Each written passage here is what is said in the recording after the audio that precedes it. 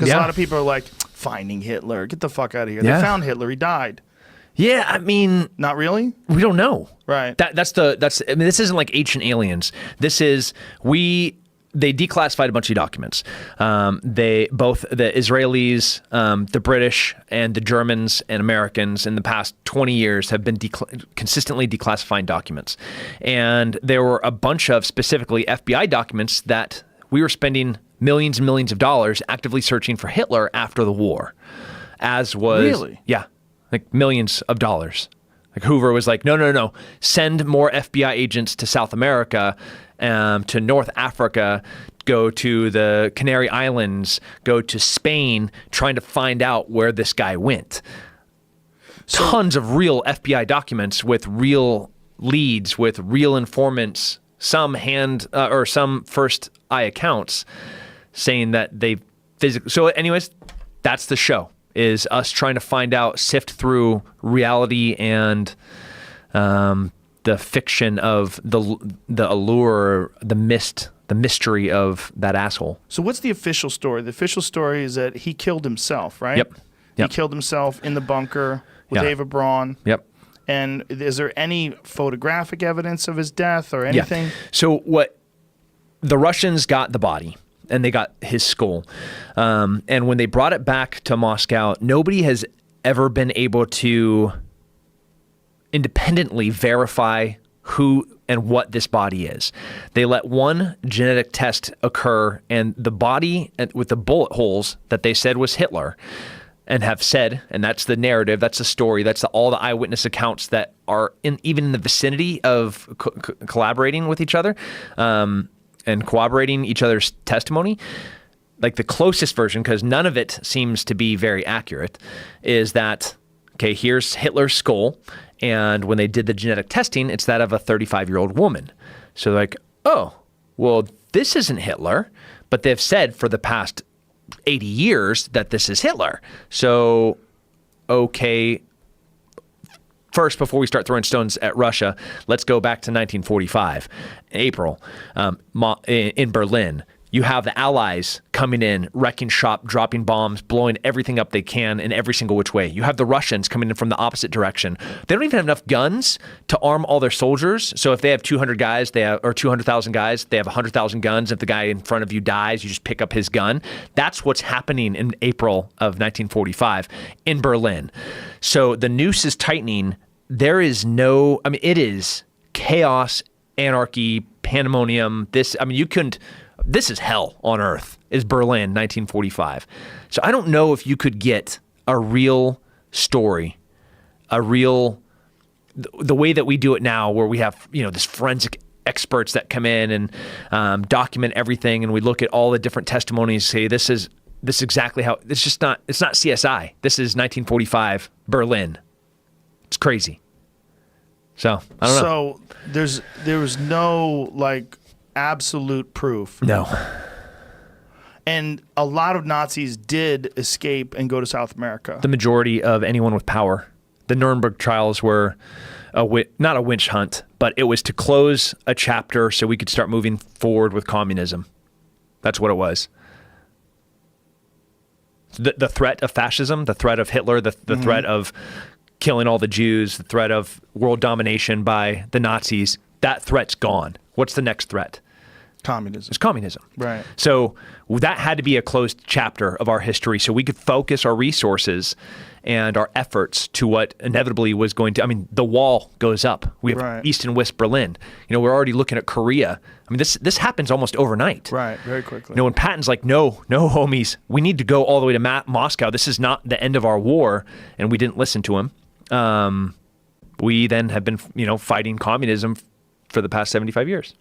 So the ones with power that went to South America, I know a bunch of them went to Argentina, but they think they went to Honduras and a few other places. Mm-hmm. Where do they think they wound up?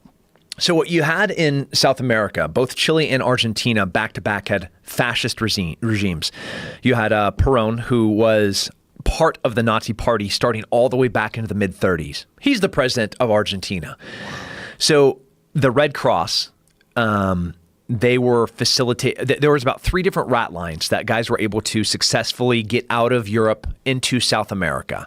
And there's no question that we're talking thousands, if not tens of thousands of high-ranking Nazis made it there. Tens of thousands? Tens of thousands. And I'm not talking like little soldiers. I'm talking high-ranking Nazis, officers, guys like Joseph Mengele and Adolf Eichmann. I mean, these are the most disgusting, despicable humans to exist at the time. If Hitler is dead, Joseph Mengele is the guy that would take syringes full of blue ink and inject them. You have blue eyes, Joe, or you have brown eyes. Let me see if I can make them blue. Oh, wow. And then take twins and start torturing them to see if one would feel the pain. That's Joseph Mengele. I mean, that's the guy that then in South America was helping high-ranking Argentinians have abortions, and he set up, have you seen the movie Colonia? No. About Colonia Dignidad, which is, if you're listening right now, I almost warn you not to Google it, because it was a torture camp that was started by Joseph Schaefer, a Nazi, and Joseph Mengele, the doctor of death that escaped trial in Nuremberg and made it at the behest of Perón into Argentina. He set up the hospital at Colonia Dignidad, which was another safe haven for more Nazis in South America. Golda Meir and Ben Gurion, the presidents of Israel, they took the gloves off and they were just sending assassins to try to find these people and kill them.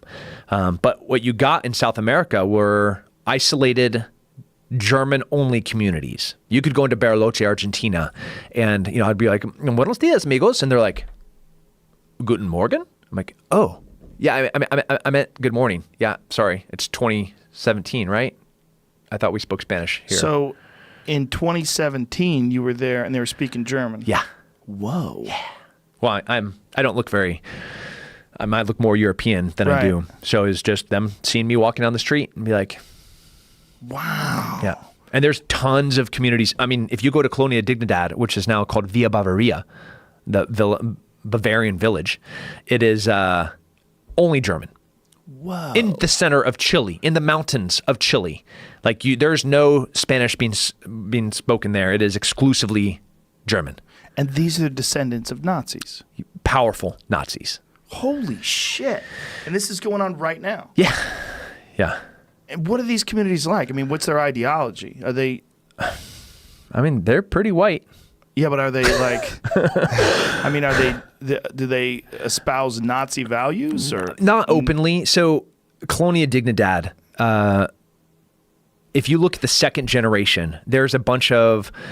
So it was a huge problem for Chile that they tried to hide for years. And they got so much power from the torturing that they did at Colonia Dignidad on a whole bunch of other high-ranking South American dictators that they are almost untouchable. And this is, I mean, you'd blow your mind if you look into this, Joe. You'd love it. But the second generation, the kids, like the grandkids, sometimes they're even more fanatical than the original generation. Have you ever seen this? Where like if somebody's away from, like when you travel abroad, man, it's so cool to get into the culture and get into the food and get into the, like you're dancing this style and you love the flag and you're like, oh, I'm gonna go to a soccer game because we don't go to soccer games in America, and then I'm gonna go. But then maybe after like 2 months, you kind of miss home, and then like a year, like you really miss home. And then 10 years, like you really, really miss home. And you see the same thing in the United States where it's not really a perfect assimilation. It's not the melting pot where you see generations that are espousing to be more like their ethnic heritage than they are American. They're flying the Irish flag and like, I'm Irish. Well, it's just times 1,000 with these communities because they're exclusively German. Whoa. Yeah. It's pretty cool. Kind of weird. So exclusively German and really missing home. Yeah. Yeah. So 70 years later. The second generations I was talking about, some of them came to the United States and were high-ranking white supremacists that are now in jail, in prison, for their racial crimes. And they came out of South America. They came out of Colonia Dignidad. They came out of Bariloche. They came out of Holy shit. Cordoba. They came out of Misiones. They came out of, yeah. Wow. Yeah. Crazy. So that's the show, Hunting Hitler. Fucking A, man. It's a trip. How many people are we talking about all told in South America that come out of this? I mean, tens of thousands went there, but how many German communities and how big are they? Yeah, we maybe have 50 German communities. 50? How many people, if you had to guess? A few 100,000. Holy shit. A few 100,000 Yeah. descendants of Nazis. Yeah. Wow. Yeah. And man, it's weird when you walk into somebody's parlor and it's like you're stepping back in time into Europe. Like I'm walking in, it's 2017 and I'm walking in Buenos Aires, Argentina into somebody's parlor and all of the tile is European and all the style and all the art is very German. You know, we have like deers and like not like red stags. We're talking German everything, things that Hitler loved. And that's the style and that's everything. And then they come out and like with white gloves, they're holding their grandfather's memory box. And inside of it are his war medals from, you know, when he was in the SS or when he was, and it is the respect, I don't even know the reverence. Right. Yeah, I mean, it's like it's like this is a gift from the Pope that they're holding in their hands. White gloves. No, I can't. First of all, Tim can't touch it. But I can appreciate it. And then they tell me the story of every single one of these things and how he got there, and how he then went and worked for the Buenos Aires News. You can't touch anything. No, they wouldn't. No, because I'm. You're dirty. I'm dirty. Dirty American. Look at these. Look at this. You're too brown. Yeah. Fuck, man. So we followed. The first 2 seasons, it was really just unraveling the rumors of what happened to Hitler. The 3rd season was my favorite because I actually got to do real work. They said, okay, I got to the 2nd season, I got to bring in more special forces guys, a CIA targeter, Nadia, who helped my unit kill Zarqawi in 2006. This is the team that is now looking at real evidence, trying to figure out, okay, how did we find bin Laden? How did we find Zarqawi? We looked at their associates and we looked at how they moved. We looked at how they communicated. We looked at what routes they were using to get to and from places. And then we just started tightening the noose. And that's exactly what we did in this 3rd season was, okay, let's start following the Adolf Eichmanns. Let's start following the Joseph Mengeles. And let's start following the Skorzynskis. Hitler's personal bodyguard that was a colonel in the SS that went on to work for everybody after the war fighting. I mean, fascists do not like communists. So this guy was working for everybody to include the CIA fighting fascism in South America or fighting communism as a fascist in South America in the 50s, 60s, and 70s. Whoa. Creepy stuff. Whoa. Yeah. So Hunting Hitler. Are there any legitimate eyewitness accounts of Hitler in South America? Or potentially legitimate? Absolutely, potentially. Whoa. Yep. Eyewitness accounts. I saw him get off a boat. I saw him meet here. And if it was just some person saying it, it's almost meaningless. Right. But if you look at the context of who this person is, the wealth that they have that they shouldn't have, like, can you explain how you got so rich in 2 generations? You know, like, okay, your grandpa got here from Germany in 1946. That's weird. And he's on a legitimate visa with an Argentinian passport. Also weird. And now he's a war refugee that's now worth millions of dollars. How does this work? But people, and then this is the hard part, people want to be connected to significant events, and especially in small rural areas of the world, developing areas. Like there's so little happening. They want to be attached to something massive. And like the fact that they saw a U-boat land on this beach, and the hatch opened, and you know these cars were sitting there and they were doing Morse code, and this guy gets off and he had this little mustache. You're like, well, but U-boats can't beach. That's not how that works. Right. You know, right. But you know what they're trying to do. They just want to be connected. Yeah. So, and now we're removed 70 to 80 years from the facts. It has been painful to try to use real science, real investigative tools to try to sift through this lore, you know? What do you think happened? I mean, you've been studying this for how long now? 3 years. 3 years. Yeah. If you had a guess, if you had like $1 million, you got to put it on one side or another. Did he go there? Yeah. Whoa. I Jesus Christ. I would say, man, it's and that's the first time I've ever said it flat out like that. What I want to say is the way history is written is wrong. That's clear. There's no way that we can say he died on this day. This is what happened. Here is his body, and So that's what the physical proof is for sure. The woman that head that they were saying was Hitler is definitely not Hitler. It was absolutely not. That's a fact. So they don't have Hitler's body. So then our other option was, okay, is it Ava Brahms? Did they just grab the wrong burnt body, right? So there are still descendants of Ava, and we tried to have them allow us to do it. Then we tried to go through like, what is it? And they can get DNA off of the skull? Yeah. There's meat on it? No, it's like a tooth. Yeah. Okay. And but they wouldn't consent to it. So then we tried to do, you know, like where people have like the tree, their ethnic tree. Yeah. What is those websites called? 23andMe? Yeah. Yeah. There's like a bunch of them. Right. We tried to go that route, but they wouldn't consent to it. no. The Ava Braun's family. No. They just want it gone. They just don't want to. Yeah.